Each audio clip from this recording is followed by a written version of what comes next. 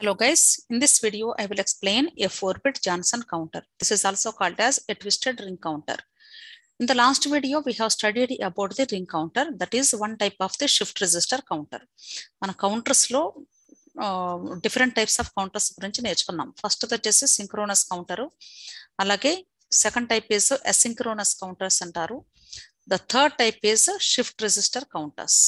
Okay, అంటే ఈ synchronous counters asynchronous counters లో మనకి సీక్వెన్స్ ఆఫ్ నంబర్స్ అనేవి ఒక ప్రాపర్ ఆర్డర్ లో ఉంటాయి. ఓకే, ఏదర్ అసెండింగ్ ఆర్డర్ కానీ లేదా డిసెండింగ్ ఆర్డర్ లో కానీ ఉంటాయి, depends on the up counter and down counter type of the counters. అలాగే ఇక్కడ తీసుకున్నట్లయితే షిఫ్ట్ రెజిస్టర్ కౌంటర్ తీసుకున్నట్లయితే దీనిలో ఒక ప్రాపర్ సీక్వెన్స్ ఆఫ్ ఆర్డర్ అనేది ఉండదు. ఎందుకు అంటే షిఫ్టింగ్ ఆపరేషన్ పర్ఫామ్ చేస్తూ మనకి కౌంటింగ్ ఆఫ్ సీక్వెన్సెస్ అప్టైన్ అవుతాయి. కాబట్టి this is called as a shift register counter అంటారు. షిఫ్ట్ రెజిస్టర్ అంటే ఏంటి? This is a temporary memory device. అంటే డేటా అనేది పర్మనెంట్ గా ఉండదు, చేంజ్ అవుతూ ఉంటుంది every time depending on the shifting operation.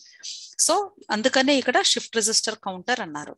అంటే ఇప్పుడు మనకి 4-బిట్ జాన్సన్ కౌంటర్ లో జనరల్ గా సింక్రోనస్ అసింక్రోనస్ లో అయితే 2^4 16 కాంబినేషన్స్ ఆఫ్ నంబర్స్ రావాలి సీక్వెన్స్ లో. కానీ ఇక్కడ మనకి 4-బిట్ జాన్సన్ కౌంటర్ లోకి వచ్చినప్పుడు ఈ 16 combinations of numbers Rao sequence లో. ఓకే, ఇక్కడ మనకి సీక్వెన్స్ అనేది చేంజ్ అవుతుంది. అసలు కౌంటర్ అంటే ఏంటి? నంబర్స్ ని కౌంట్ చేసేది. ఏ నంబర్స్ అంటే ఒక సీక్వెన్స్ ఆఫ్ నంబర్స్ ని, అది ఏ సీక్వెన్స్ అయినా ఉండొచ్చు, ప్రాపర్ ఆర్డర్ లో లేకుండానే ఉండొచ్చు, ప్రాపర్ ఆర్డర్ లోనైనా ఉండొచ్చు. ప్రాపర్ ఆర్డర్ లో ఉంటేనేమో వాటిని సింక్రోనస్ కౌంటర్స్ అంటాము. అది లేకుండా ఉంటే కానీ, ఇర్రెగ్యులర్ గా ఉంటే కానీ వాటిని షిఫ్ట్ రెజిస్టర్ కౌంటర్స్ అంటారు. అంటే what ever you have, suppose మీకు సీక్వెన్స్ 0 6 5 4 ఇలా వచ్చింది, ఇది ప్రాపర్ ఆర్డర్ లో లేదు కానీ ఇది సీక్వెన్స్ గా ఫామ్ అయ్యింది. ఓకే, సో కౌంటర్ ఏం చేస్తుంది, దీని తర్వాత అంటే ప్రాసెస్ ఎండ్ అవ్వదు, మళ్ళా again it repeats the sequence అనమాట. Okay, after some time it again repeats the starting number. Okay, so ఈ 0654 తర్వాత మళ్ళా 0654 ఇలా సీక్వెన్స్ అనేది కౌంట్ అవుతూనే ఉంటుంది కంటిన్యూస్ గా అనమాట. కాబట్టి this is nothing but shift register counter అన్నారు. సో ఇట్లా మనం ఈ యొక్క sequence A type of sequence వస్తుంది అనేది మనం ఇప్పుడు ఫైండ్ అవుట్ చేయాలి using Johnson counter. So Johnson counter కి ఇంకొక పేరు ఏంటి అంటే ట్విస్టెడ్ రింగ్ కౌంటర్ అని కూడా పేరు. Okay, this is also called shift register counter and another name is twisted ring counter అని అర్థం.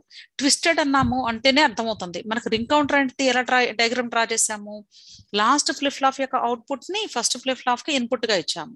ఇప్పుడు ఏం చేయాలి అంటే లాస్ట్ ఫ్లిప్ ఫ్లాప్ యొక్క అవుట్పుట్ ని కాంప్లిమెంటెడ్ అవుట్పుట్ ని మాత్రమే ఇన్పుట్ గా ఇవ్వాలి ఫస్ట్ ఫ్లిప్ ఫ్లాప్ కి. రీజన్ ఏంటి అంటే మనం రింగ్ కౌంటర్ లో లాస్ట్ ఫ్లిప్ ఫ్లాప్ ని ఇన్పుట్ గా ఇచ్చినప్పుడు every time we are getting the 0 0 0 0 0 0 ఇలా కంటిన్యూస్ వస్తూనే ఉంటాయి ఆ సీక్వెన్స్ అనేది, ఇంకా వేరే నెంబర్స్ రావు. అందుకని మనం మాన్యువల్ గా ఏం చేస్తామంటే using direct preset input we are setting the value of the first flip flop to 1. ఇది 1 గా మనం మాన్యువల్ గా అప్లై చేసుకొని ఆ తర్వాత షిఫ్ట్ చేసుకుంటూ we are finding the sequence. So ఈ మాన్యువల్ ప్రాసెస్ కాకుండా ఆటోమేటిక్ గా మనకి జనరేట్ అయ్యేలాగా చూడాలి అనుకున్నాము. సో అందుకని ఏం చేస్తారంటే ఈ Q(t) ఇస్తే జీరోస్ వస్తున్నాయి కాబట్టి దీన్ని 1 గా ఇనిషియేట్ చేయడానికి మనం ప్రొవైడ్ చేయాలి ఫెసిలిటీ అనేది.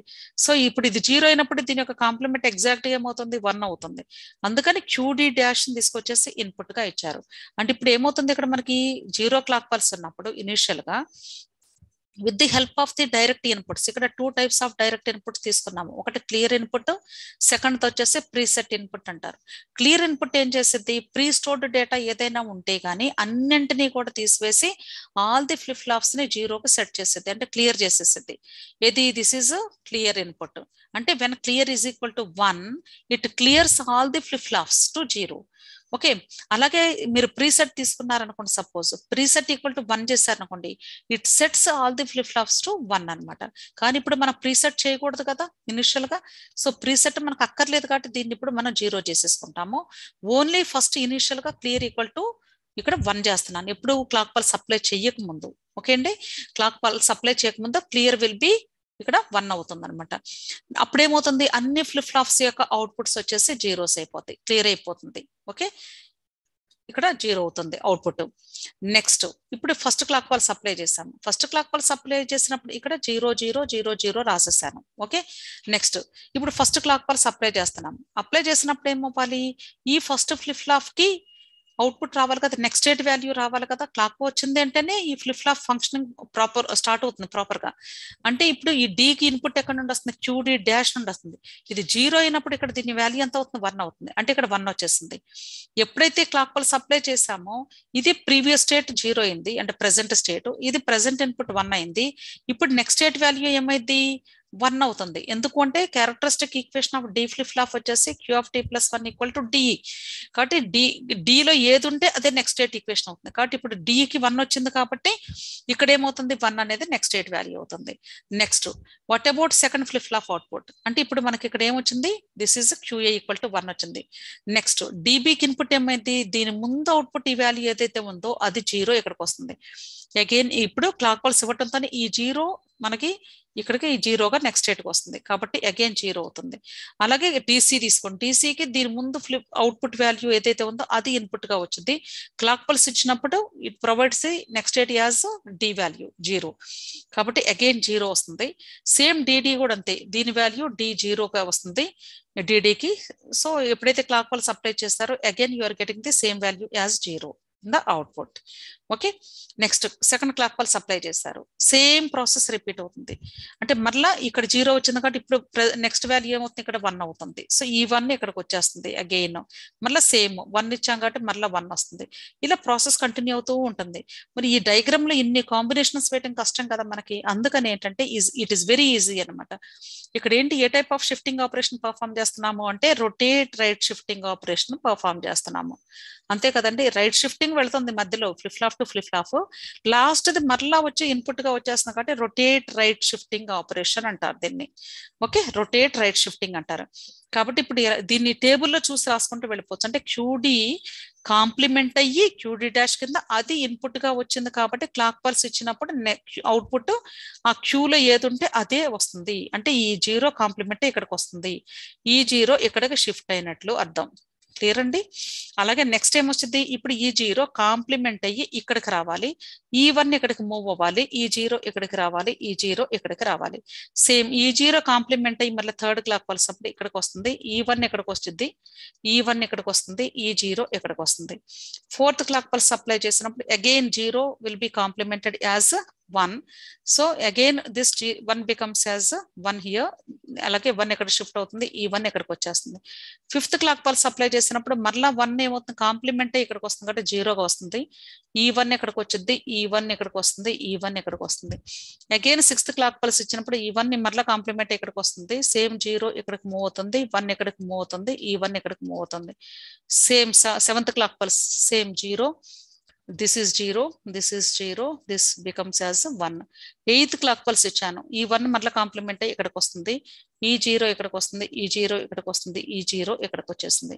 ఇప్పుడు మీరు అబ్జర్వ్ చేసినట్లయితే ఫస్ట్ కాంబినేషన్ ఏదైతే మనం స్టార్ట్ చేసామో ఆల్ జీరోస్తో సేమ్ సీక్వెన్స్ మళ్ళీ రిపీట్ అయింది. మళ్ళీ నైన్త్ క్లాక్ పల్స్ ఇవ్వండి, మళ్ళీ వస్తుందో లేదో ఒక కాంబినేషన్ చూద్దాము.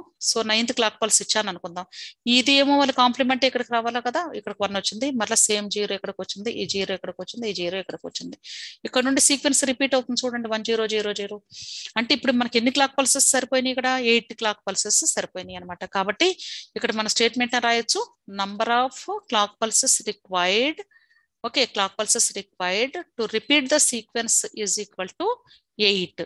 అంటే ఎలా తెలిసింది, 8ని ఎలా రాయొచ్చు, ఇప్పుడు 2 into 4 అని రాయొచ్చు. ఓకే, అంటే 4 ఫ్లిప్ ఫ్లాప్స్ తీసుకున్నాం కాబట్టి 2తో మల్టిప్లై అయింది అని అర్థం, 2 into 4. అదే మీరు n number of flip flops తీసుకున్నారనుకోండి, జనరలైజ్డ్ ఫార్ములా ఎలా వస్తుంది, 2n number of clock pulses are required. Okay అండి. అదే మీరు 5 క్లాక్ పల్సెస్ తీసుకుంటే 2 into 5 అంటే 10 క్లాక్ పల్సెస్ తర్వాత మనకి సీక్వెన్స్ రిపీట్ అవుతుంది అని అర్థం. ఇంతేనండి. This is called as Johnson counter, also called as twisted ring counter. Twisted అని ఎందుకన్నారు అంటే ఈ అవుట్పుట్ ని ఇక్కడికి మార్చారు కాబట్టి, దీన్ని ట్విస్టింగ్ చేసి కనెక్షన్ ఇచ్చారు కాబట్టి that's why it is said to be twisted ring counter. This is also nothing but shift register counter. Clear? So మీకు ఈ కాన్సెప్ట్ అర్థమైతే మీరు ఈ ఛానల్ని సబ్స్క్రైబ్ చేసుకోండి, లైక్ చేయండి, మీ ఫ్రెండ్స్ కూడా షేర్ చేయండి. Thank you.